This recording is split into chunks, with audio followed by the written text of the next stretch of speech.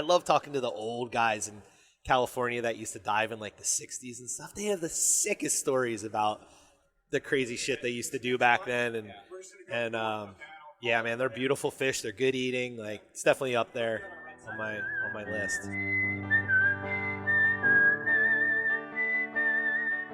These are stories of outdoor adventure and expert advice from folks with calloused hands. I'm James Nash, and this is the Six Ranch Podcast.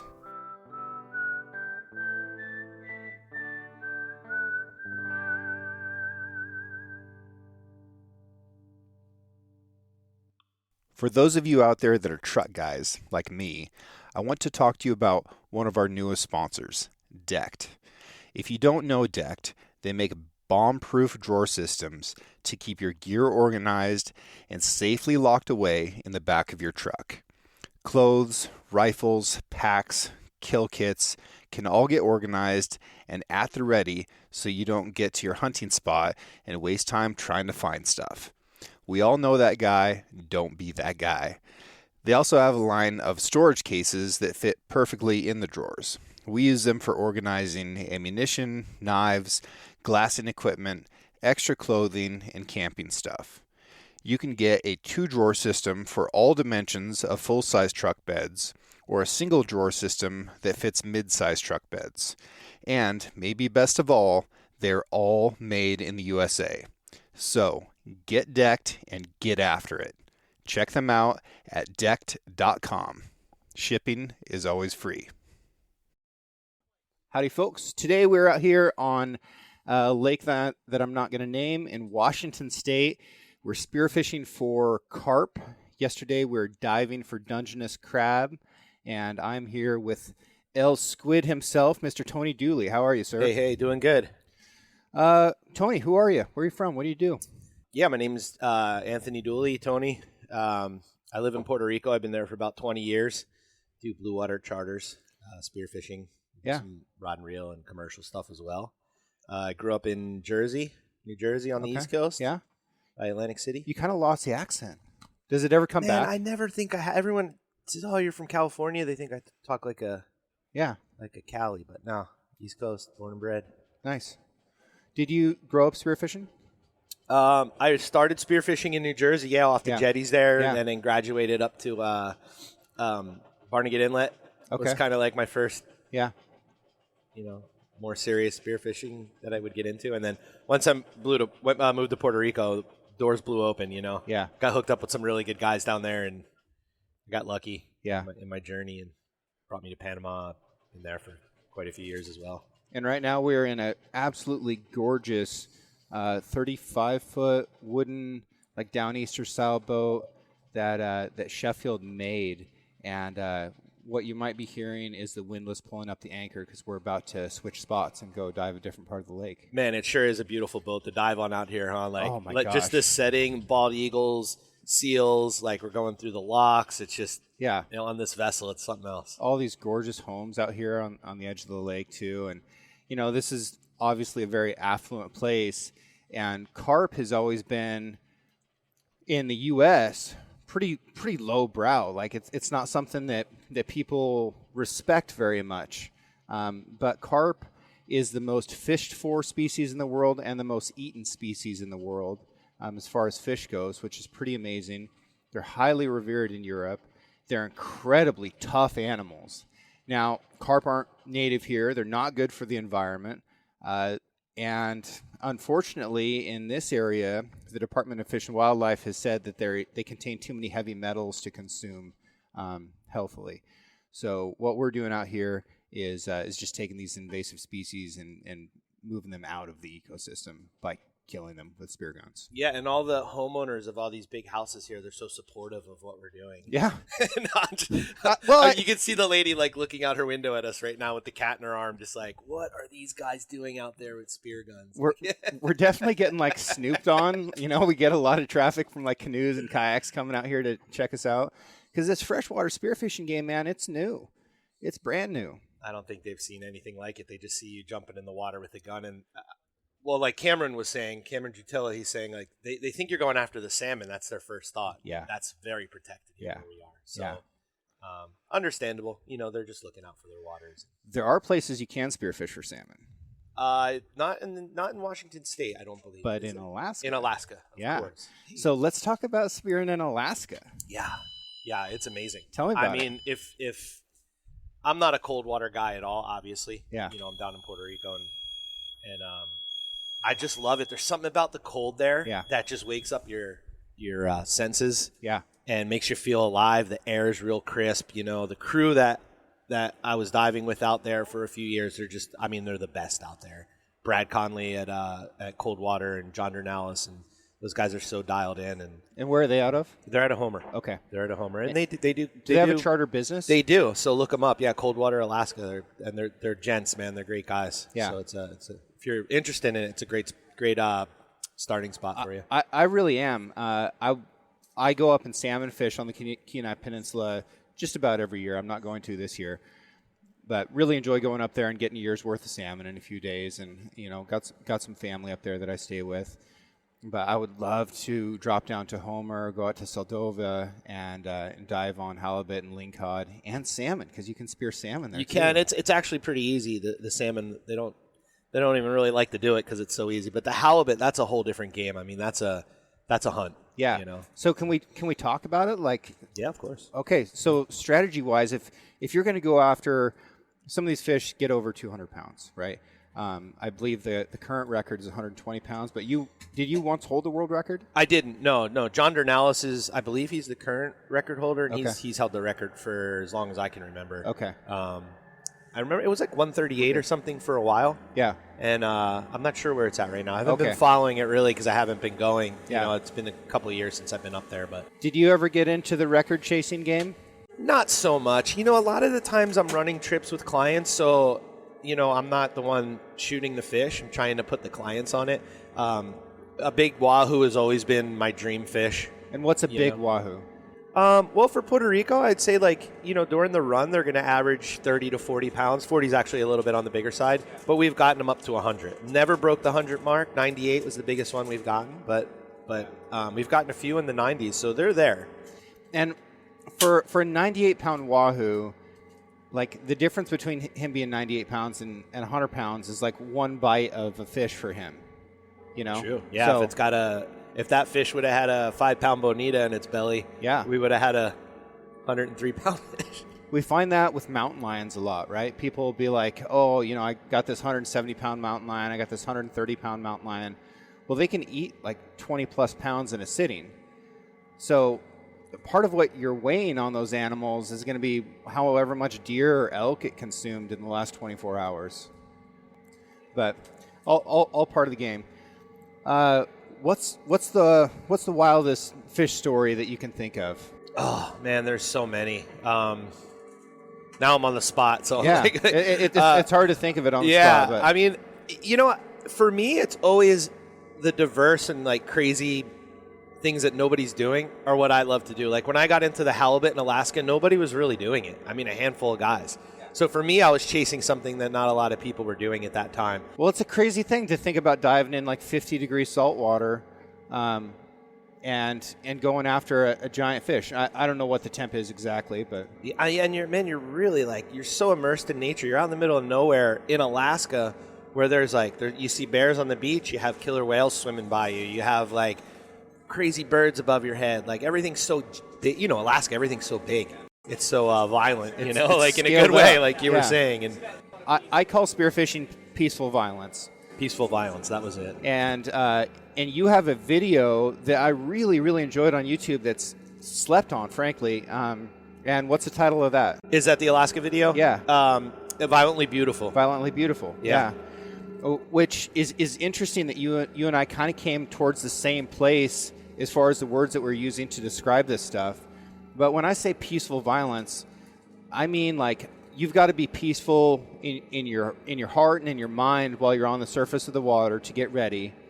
And then as you drop down, your body does all these crazy things that I've talked about on the show previously that increase that peacefulness. Your heart rate slows down. Your sense of time changes a lot. Mine certainly does. And and then you get to the bottom, and there's this incredible stillness with like some pulse of life moving around with you. And then if that life becomes a fish that's going to get inside your range, that's where the violence kicks in, right?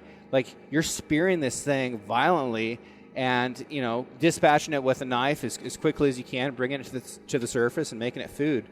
It's an incredible thing. Yeah, and I think you could probably correlate this to hunting on land as well, but that moment, like you spend all that money and all that time researching and all the time on phone calls making logistical, plans, and you get to where you need to be, and you're underwater, you're holding your breath, you're trying to get your heart rate down to zero, and then that fish kind of appears out of nowhere, that wahoo or that halibut is sitting on the bottom by the chum bag, and like time kind of, right, it like freezes until you pull the trigger. Yeah. And for me, that's what spearfishing is all about. It's that like those few seconds of between life and death that you're just like, you're so present and like you're responsible for. Tell me the Dramamine story. So we did the North Carolina spearfishing tournament in Wrightsville Beach, and my buddies are all like, man, it's going to be really rough. We should take some Dramamine. Everybody's taking Dramamine. I never take the stuff. I don't get seasick, hardly ever. And so they gave me a couple, and because I wasn't accustomed to taking it, I popped the 2, drank some water, and man, next thing you know, I couldn't even keep my eyes open. Yeah. My heart rate must have been 0. Like I was so I wanted to sleep.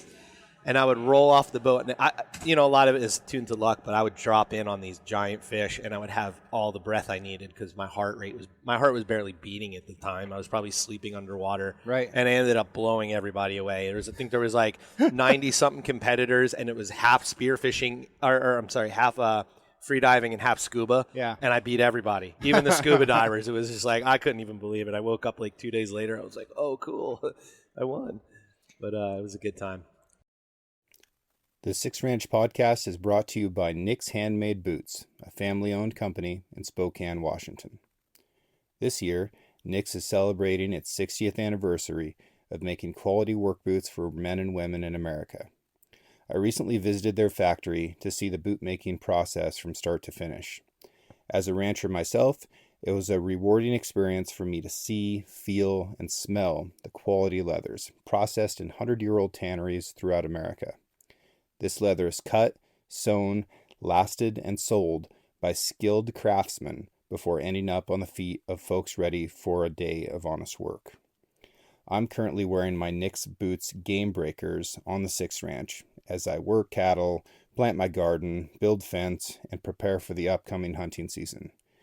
Nick's has a full assortment of men's and women's work boots to serve wildland firefighters, ranchers, tradespeople, military personnel, and anyone else who values quality footwear made in America. Visit nicksboots.com today to find your next pair of quality American-made work boots. Add a pair of boots and a work belt to your cart and use the code 6RANCH, that's the number 6 and the word ranch, to receive the belt for free.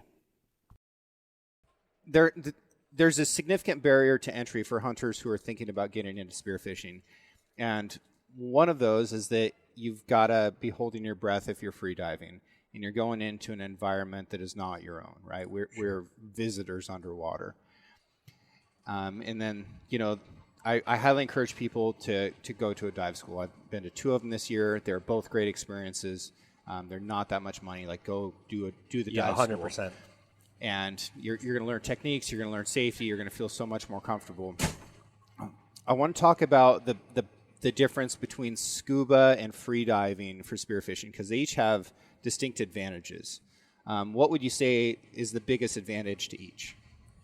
Well, obviously, silence and stalking under free diving is, you're not going to get that with scuba diving. You're putting off a lot of bubbles, and you're limited in your movements because of all your gear. Yeah.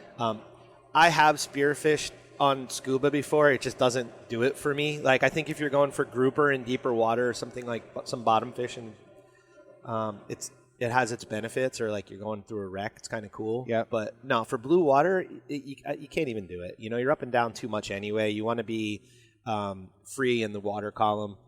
Yeah. So free diving is pretty much the only way that you're going to hunt big blue water. And blue water is your jam. My sense from your operation, and I haven't been down there yet, I intend to come, but my sense is that if you wanted to just hunt reefs, that you could probably do more trips, probably make some more money, but maybe might not be as exciting for you as a guide as doing the blue water stuff. A little bit of that, and a lot of bit of in Puerto Rico, you go in some spots a quarter mile off the beach, and it's going to go from 40 feet down to a couple hundred. Yeah. So our real estate for reef free dive spear fishing is very limited. Okay. And so you got to protect that resource. Yeah, I mean, you know, like a pargo, a snapper, or a grouper isn't going to reproduce as fast as a mahi or a wahoo or a tuna. Those things are, I mean, they grow exponentially quicker than any reef fish. Are mahi the fastest growing fish? They are. Well, I've heard that, but I've also heard wahoo are pretty fast, and you know, tuna obviously as well. So yeah, like kingfish, all those fish that we're shooting in the blue water, I feel like they I mean, you're still, at the end of the day, you're still taking a resource, right? So I'm sure you could argue it either way, but I like being out there in the where you can't see the bottom, and you got sharks everywhere, and there's whales, and like there's all kinds of stuff. You never know what you're gonna see. Where the reef is kind of more just, you know, you're doing the reef stuff. It's How do you know when a shark is going from like present and curious to aggressive? It's all in their behavior, man. You can see that the way they're handling themselves when they put those pectoral fins down and they start getting aggressive. They take a bite of something, and then next thing you know, there's 15 of them there. You just you got to gauge, like, is it worth staying here? You know, are we even going to land fish if we shoot them? Sometimes it's best to just kind of pick up and go to the next spot. So their fin position tells you a lot.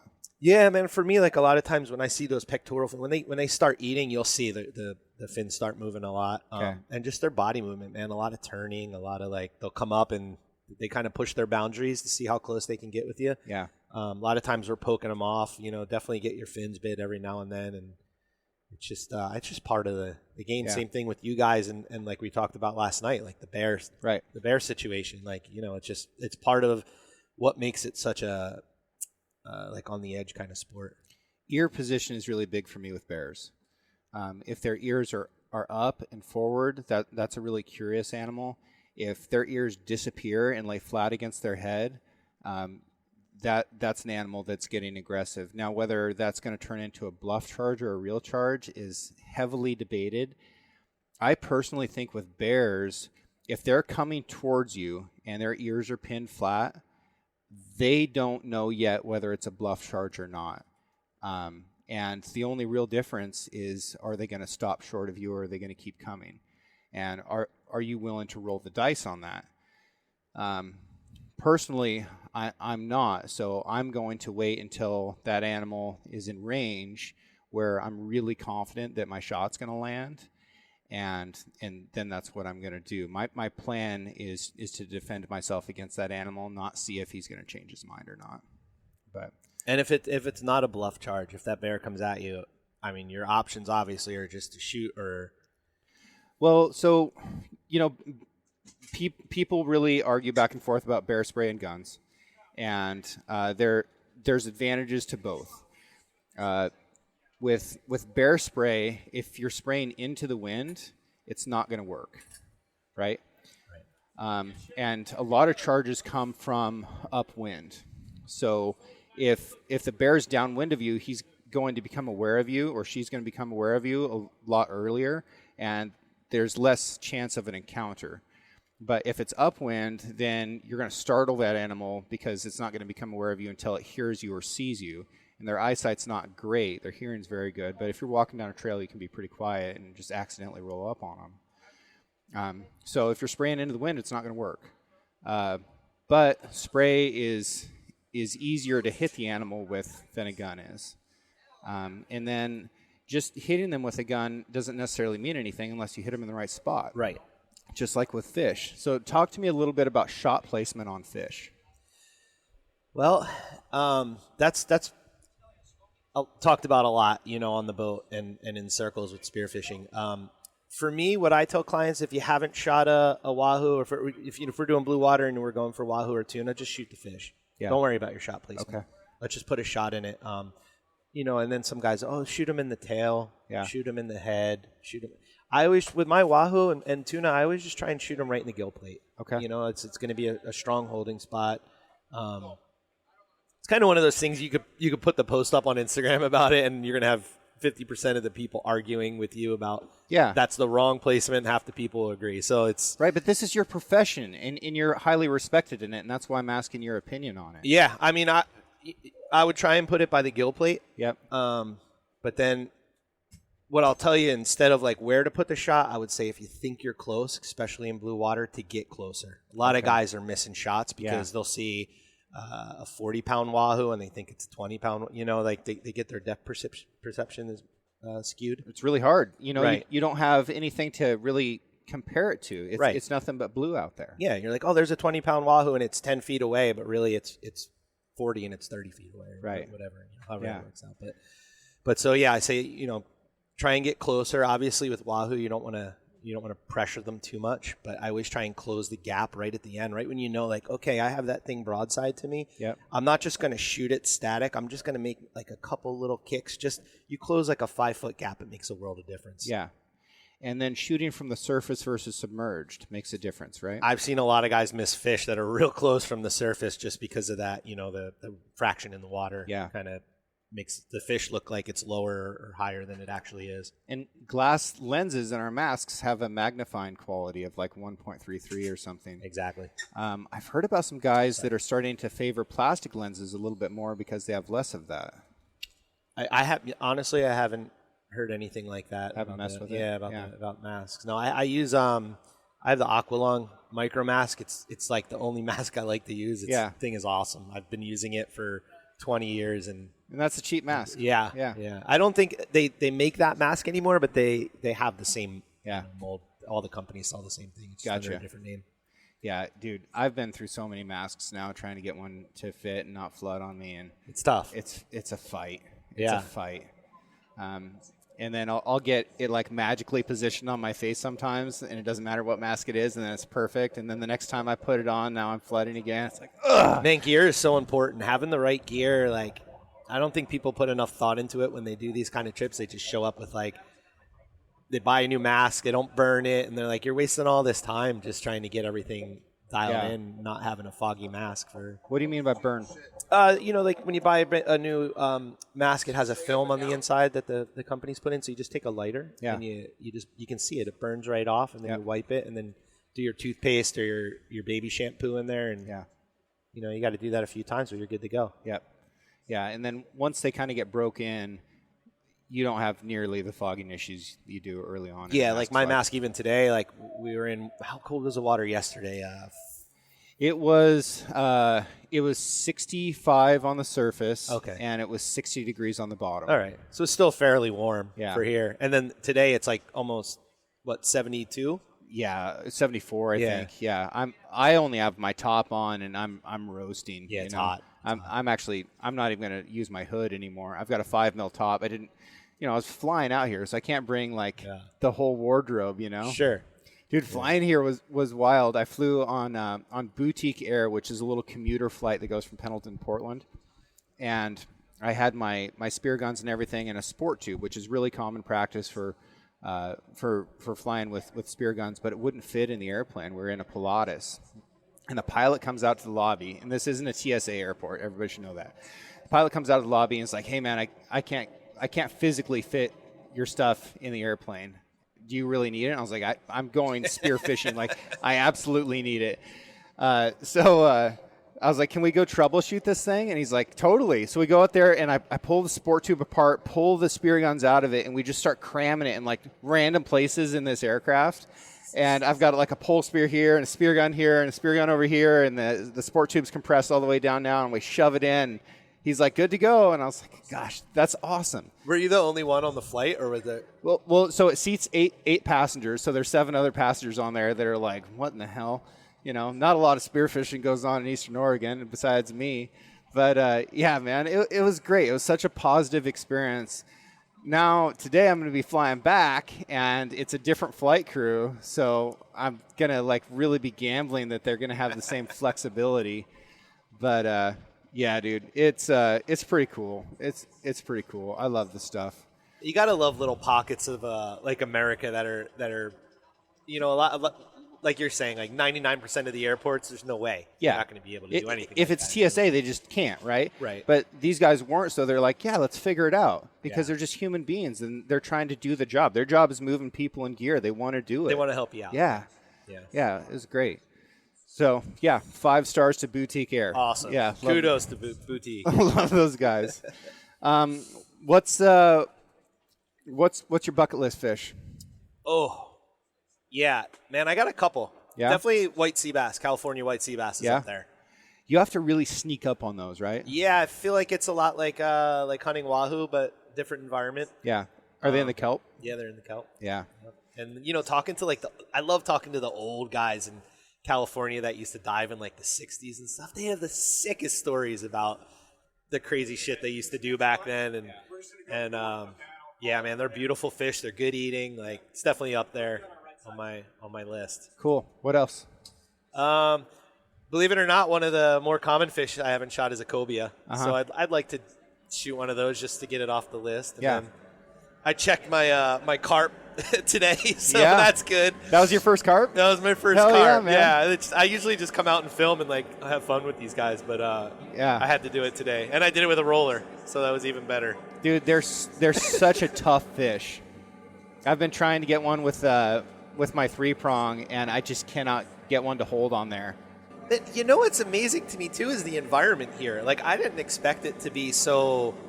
It's almost kelpy, right? Like, what do you call the grass that's growing down there? Because it's. I mean, we call it seaweed, but it's freshwater. Yeah. But yeah, we've got all this aquatic vegetation that's coming up, and it is thick, man. It's super thick, and it's pretty. It has a lot of life in it, man. Milfoil. Okay. Milfoil is what they were calling it. Yeah. But yeah, that stuff is like, wow, it's makes for a cool hunt. It's thick. The first time I took a drop in it, I thought it was only going to be coming off the bottom like a couple feet. And as I got down there, I got down to the bottom, and I'm a little overweighted today. I was laying flat on the bottom, and I waited, and nothing showed up. And when I pushed off, I started my kick cycles to head back to the surface, and I'm like, 1, 2, 3, okay, I should be on the surface, 4, 5. And then I'm like, why am I not like in the area? And this stuff is coming like 12, 15 feet off the bottom in places. So it's like hunting in incredibly tight timber, but underwater. And then you're just waiting. And the weeds are all like snarled up around my snorkel and my GoPro and my gun. And I'm like, this is tough. Man, I was following you on that one drop you did with the camera. And not only were the weeds everywhere, but you were kicking up all the silt off the bottom. Yeah, so I just got completely lost, and and all the weeds are coming around me, and I had to bail because I didn't know what was going on. I couldn't even see. And then I'm sitting next to you, and I'm waiting for you to take another drop. It looked like you were breathing up, and then I just see your arm go off to the side. Boom! You nailed that thing right from the surface. I was like, oh, I guess there's no refraction there. Yeah, just proved me wrong. But so a lot of my spearfishing, which I've done for about 20 years, has been surface shots. Almost all surface shots, because I've only learned how to dive in the last 4 or 5 years, and I'm still very, very novice at it. So my experience started with bow fishing, and the first pole spear I made was when I was in high school, and I was walking along like ditch banks and hunting fish from the surface there and like shooting out of the air into the water. Oh, like gigging them. Like, huge water refraction at that point. So yeah, most of my experience is taking surface shots, and I think I'm probably just a little bit more used to it. I will say this, how we have the weed coming from the bottom to the surface? Yeah. I feel like that gives you a point of reference, and it really does help you out when you're shooting from the surface, where opposed to being in 1,000 feet of blue water and there's nothing, and then that fish comes, I feel like it plays a bigger role in an environment like that other than what we're doing here. So something that's really been lacking in spearfishing is a comprehensive school, like a class, where people can kind of learn the ins and outs of it rather than just go out for a half day or a day, and they get a little pep talk for half an hour on the way out, and it's like, all right, everybody in, let's go hunting. So tell me what you got going on there. You and Cliff have something cooking. Yeah, me and Cliff are teamed up, and I have my buddy Craig, who's got a 48 Lagoon down in Rincon. It's a beautiful liveaboard. So we're gonna throw some clients on there, and we're going to do kind of like an introduction to spearfish, or introduction to blue water, I should say, targeting wahoo, mahi, and we'll do some reef stuff as well, obviously. And then I also want to incorporate the waterman survival class, which is going on down in Puerto Rico. So if you want to include the waterman survival class in the trip, we can actually do that, and the class will be held out in the ocean off the liveaboard. Let's break this down a little bit. Sure. So a 48-foot liveaboard boat, yes. What does that mean? So there's 3 staterooms. I want to max it at 3 clients. Okay. So it's, one-on-one instruction. Yep. We're going to do a lot of filming. Okay. And at the end of the night, we're back on the boat. We're watching the film, kind of like just critiquing what we're doing. A lot of the surf schools in Rincon are doing that. Okay. You go to the camp, they film you out surfing all day, and at the end of the day, they kind of critique your surfing. So I'm pulling from that. I'd like to try that with blue water. Hey, like, why don't we try this on your water entry, or see how you kind of chase this fish? Like, next time, let's hold back, or, try throw the throw flasher first, or whatever. Kind of break it down like that. And then obviously just have a good time, explore the south shore of Puerto Rico from Rincon to the east coast where he is over in Humacao. And what are like the prerequisite skill requirements? I would say if you're comfortable in the water and you're open to learning, that's all I need. Like comfortable on the surface of the water, like what comfort is relative. If you get on a boat and you get sick all the time, you're probably not going to have a good time because we're going to be on the water for a week. Okay. Right. So we can work on your water entry. We can work on your techniques for free diving. Yep. You just gotta be willing to open up and let us teach you. Yeah. Age, health requirements. I mean, like. I guess the same as what you guys are doing, like just be in good health. Yeah. I haven't put in too much thought about the age requirements, because when we do blue water charters in Puerto Rico, I'll take anybody, really. Yeah. Like, as long as, if you're a kid, you got to come with your parent. 15 years or younger, you got to be accompanied by a parent. And a lot of times what we'll do is have them watch us. Yeah. And they'll be in the water with a guide, and we'll be hunting, and they can kind of see, and we slowly, get them into it. Yeah. We've had a bunch of groups like that. So, I mean, for me, it's more of like, having a conversation on the phone. If you do have health issues, what's going on? I won't put any restrictions on it, but we can talk it out and decide whether it's the best trip for you or not. Maybe there's something a little bit, less gung-ho that we could get you on. What is a waterman survival course? Waterman survival course is it's FII. Freedive Instructors International. It's taught by Joe Sheridan in Rincon. It's a 4-day, pretty intensive course. It's you get your level 1 certification, but then they also do extra exercises to make you more comfortable in uncomfortable situations in the water. Okay. And it's geared towards free diving and big wave surfing, but of course, like anything in the water, it's going to help your spearfishing as well. Yeah. Because at the end of the day, your foundation for spearfishing is going to be free diving. Yep. Right. You're not going to be a good spearfisherman if you're not a good free diver. Right. So it's a little bit like hiking and mule deer hunting. For the most part, you're going to need to be able to hike a little bit to get into mule deer country. Yeah. And you're going to need to hike a little bit to get out of it, and then you need the hunting skills as well. What's the cost for something like this? So it's $5,500 per person for the week. That's all inclusive. You got to fly in and then and get to the dock. So we're going to run trips from the East Coast to the West Coast, and then vice versa. So depending on what week you come on, you're either going to go to the East Coast or West Coast, and we can help accommodate all the transportation and stuff like that. But, cool. Yeah. And you're going to be cooking and eating some fish aboard. Oh probably?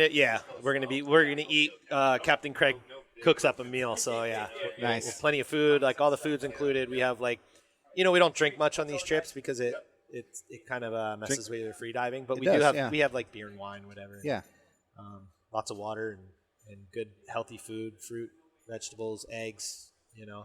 Lots of fish. I eat really clean before I dive, and I don't drink at least the night before, if not 2 days before I dive.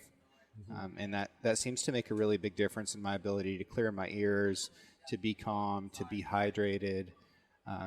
And it's a great benefit. And I think that a lot of people that set out to accomplish health goals, whether it's weight loss or just general health, they sometimes do it for like the sake of being healthy and not necessarily to increase their capacity or their ability to do something.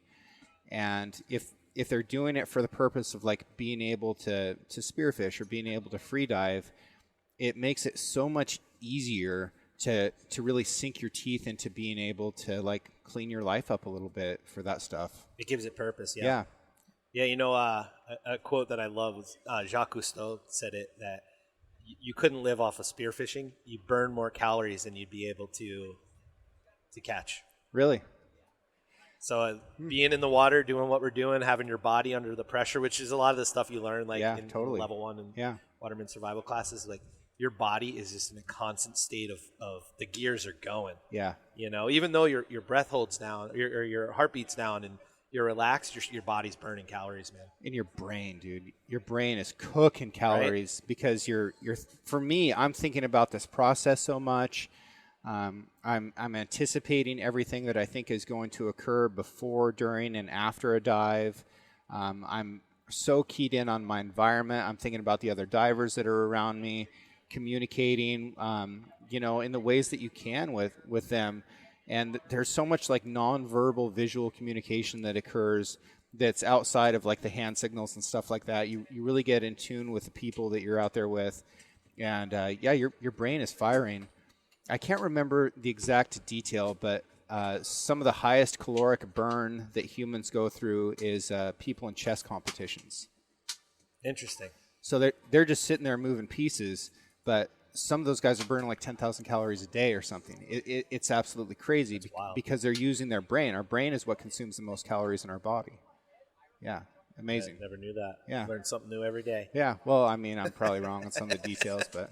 So we just got to a new spot, getting the anchor down, and I'm seeing a bunch of geese around. And in my bow fishing experience for carp, where there's gooses, there be carps. And I gotta say, your stoke for carp is contagious, man. Oh, I'm it's so good. I'm sitting here and I'm like, oh, I really want to get in the water now and shoot a carp. And there is a lot of geese out there. Yeah, and we've got I don't know, we got a big Yeti. I don't know how big it is, but it's completely full. Like the hinges are busting off the thing right now. Our goal is 100 carp for the day. We're not going to hit that. We're on track. But we've got some big fish in there. I think the biggest one's right around 17 pounds.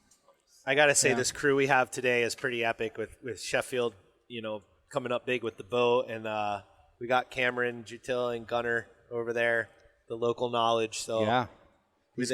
Everybody's looking out for each other, being safe and having a good time. And these guys are animals, man. They're good divers. They're looking out. They're sharing information. Gunner is about to become a structure firefighter. Cameron just got picked up by the sheriff's department. They're civil servants. He looks like a cop, doesn't he, with that mustache? He's got to tighten it up a little bit, but he'll get there. He'll get there. We put some Oakleys on that guy, and he's going to write some tickets. Oh yeah, some aviators. Yeah. And we got Cliff Gray out here. The big hairy vegan. He looks like he's like homeless from Seattle. Look at him with that vest he's on. really in his environment here.